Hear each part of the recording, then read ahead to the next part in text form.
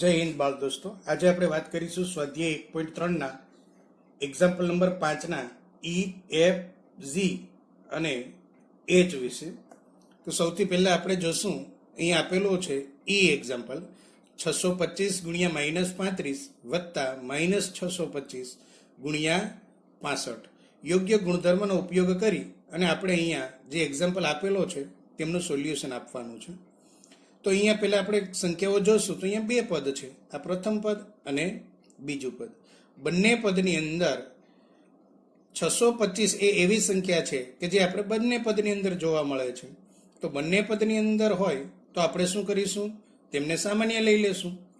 તો સામાન્ય લેવાથી બનશે, બંને પદમાંથી 625 કોમન લેશો તો 625 ગુણ્યા પેલા પદમાંથી 625 સામાન્ય લેતા બાકી વધતી સંખ્યા થશે -35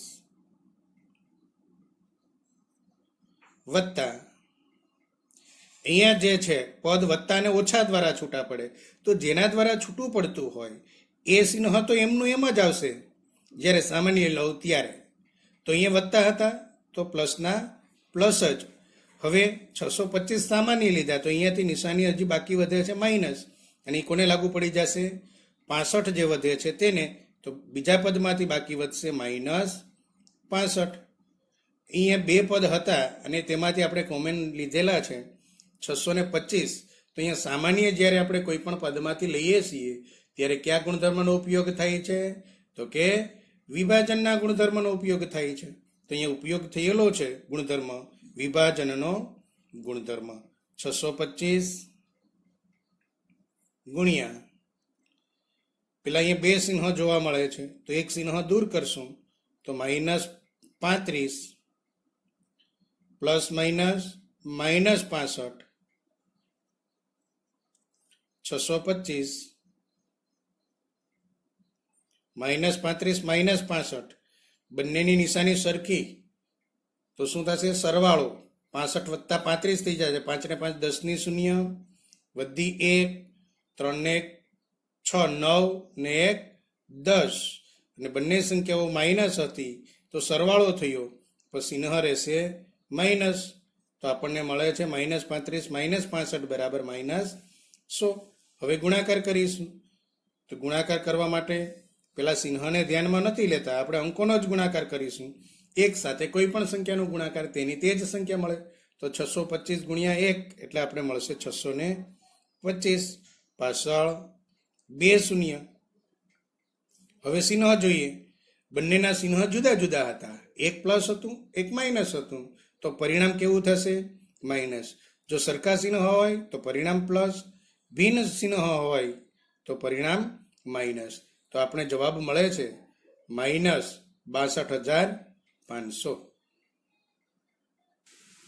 ત્યાર પછી એક્ઝામ્પલ નંબર F 7 ગુણ્યા કૌંસની અંદર આપેલા છે 50 ઓછા 2. તો આપણે આવી રીતના પણ કરી શકીએ, 50 ઓછા 2 48, 48 ગુણ્યા 7 કરીએ તો આપણને જવાબ મળશે. પણ આપણે અહીંયા કોઈક ગુણધર્મનો ઉપયોગ કરવાનો છે તો અહીંયા આપણે ગુણધર્મનો ઉપયોગ કરીશું. 7 ને કૌંસની અંદર આપેલી બંને સંખ્યાઓ સાથે વારાફરતી ગુણાવશું. તો કોઈ પણ સંખ્યા કૌંસની સંખ્યાઓ સાથે વારાફરતી ગુણાય તો કયા ગુણધર્મનો ઉપયોગ થશે, તો કે વિભાજનનો ગુણધર્મ.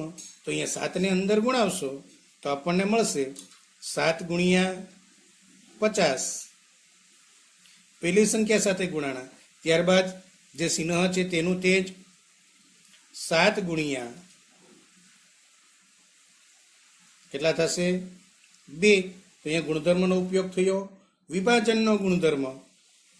સાદુરૂપ આપી દેશું, 7 પંજા 35, પાછળ 1 શૂન્ય એટલે 50 ગુણ્યા 7 આપણને મળે છે 350 ઓછા 7 દુને 14.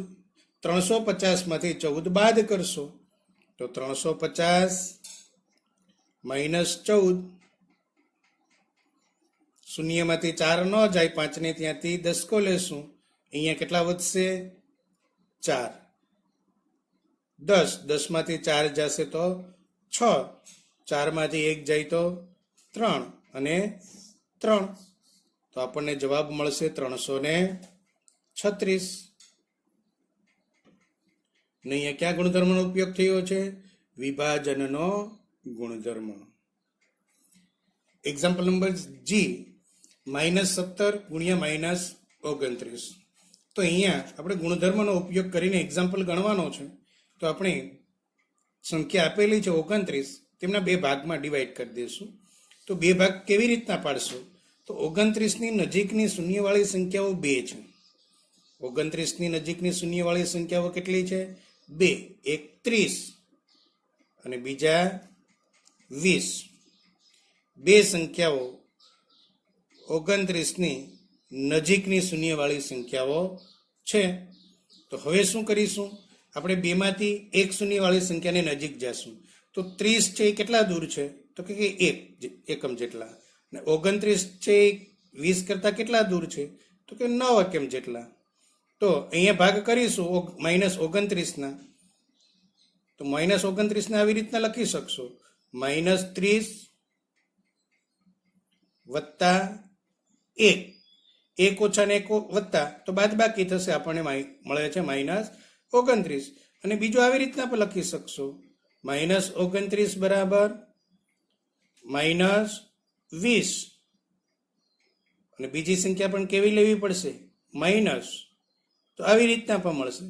પણ અહીંયા આપણે બેમાંથી કઈ સંખ્યા લેશું તો વધારે સરળતા રહેશે? તો કે ઉપરની સંખ્યા. શા માટે ઉપરની સંખ્યા? તો કે જે 17નો ગુણાકાર કરવાનો છે એ નાની સંખ્યા સાથે કરવાનો થાય. અહીંયા 17 ગુણ્યા 1 કરીએ અને 17 ગુણ્યા 9 કરીએ તો 17 ગુણ્યા 1 છે એ ગુણાકાર સરળ રહેશે. એટલે આપણે અહીંયા 29ના ભાગ પાડીશું -30 વત્તા 1 મુજબ. તો અહીંયા લખી શકશો -17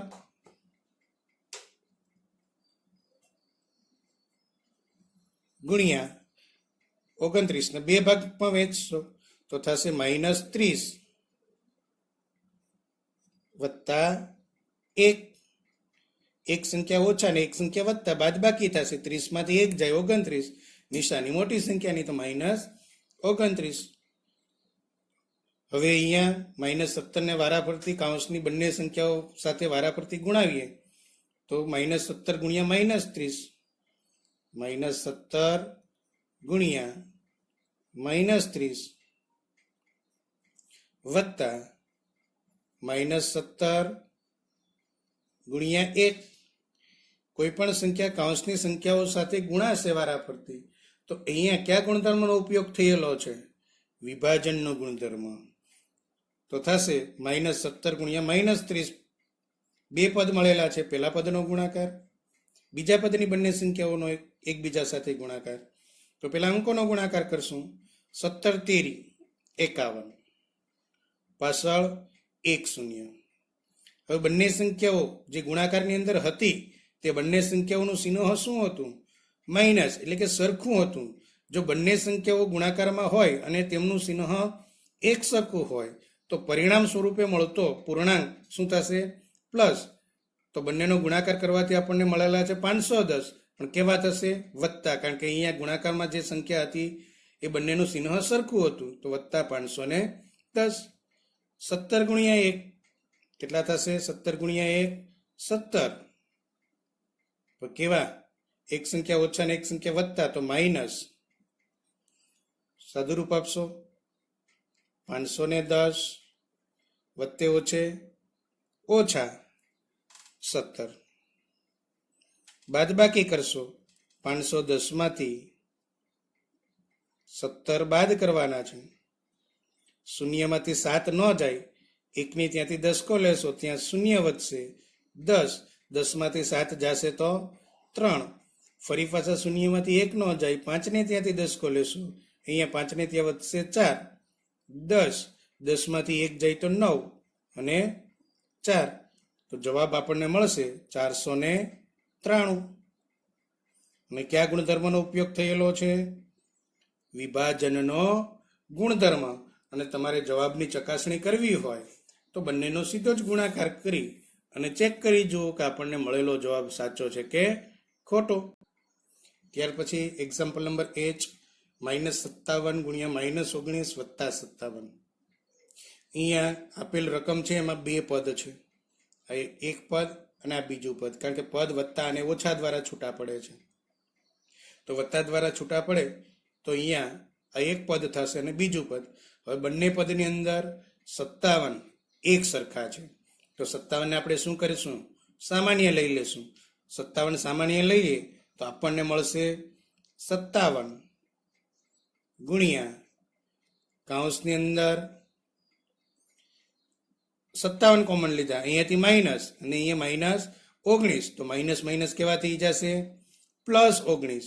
તો કૌંસની અંદર વધશે +19 અને બીજા પદમાંથી 57 કોમન લીધા તો બાકી વધતી સંખ્યા. આમ તો આપણે અહીંયા આવી રીતના લખી દેશું કે એકલા 57 હોય તો પાછળ એક ગુણાકારમાં છે એવું સમજી લેશું, કારણ કે 57 ગુણ્યા 1 કરશો તો આપણને કેટલા મળશે? 57 એકું 57, એટલે 1 વડે ગુણીએ તો એમાં કોઈ ફેર પડશે નહીં. તો હવે બીજા પદમાંથી 57 સામાન્ય લેતા કેટલા બાકી વધશે? તો કે 1. તો વત્તા 1, 57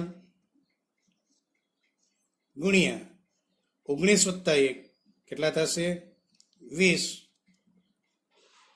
ગુણાકાર કરી દેશો. 7 દુ 14 નો ચોગડો વધી 1, 5 દુ 10 ને 1 11, પાછળ 1 0. ગુણાકારની અંદર જે બે પૂર્ણાંકો હતા બંનેની નિશાની સરખી હતી, તો આપણે પરિણામ સ્વરૂપે મળતો પૂર્ણાંક પ્લસ થશે. તો આપણનો જવાબ મળશે 1140 વત્તા. અને કયા ગુણધર્મનો ઉપયોગ થયેલો છે? અહીંયા સામાન્ય લીધેલા છે. સામાન્ય લઈએ કે કોઈ પણ સંખ્યાને કૌંસની અંદર આવેલી સંખ્યાઓ સાથે ગુણાવીએ વારા ફરતી, તો ગુણધર્મ વપરાય છે વિભાજનનો ગુણધર્મ. તો અહીંયા ઉપયોગમાં લીધેલો ગુણધર્મ છે વિભાજનનો ગુણધર્મ, ને મળતો જવાબ +1140.